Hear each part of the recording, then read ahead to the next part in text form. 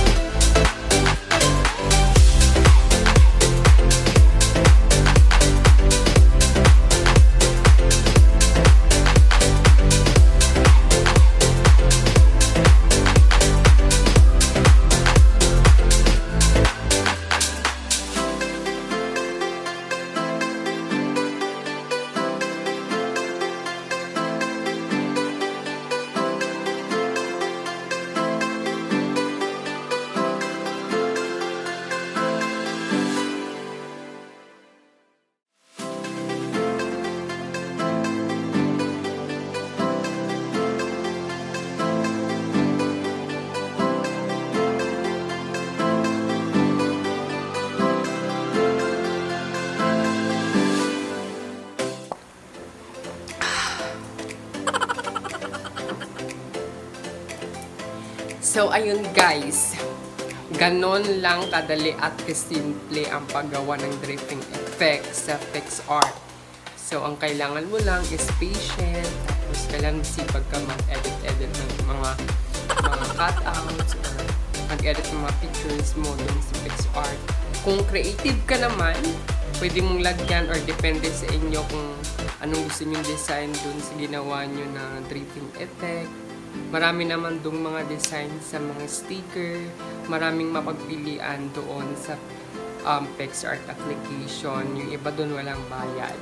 So, by the way guys, that's all for tonight. So, thank you for watching. Please don't forget to click the subscribe button and bell notification para updated kayo sa mga tutorials and mga videos na gagawin ko.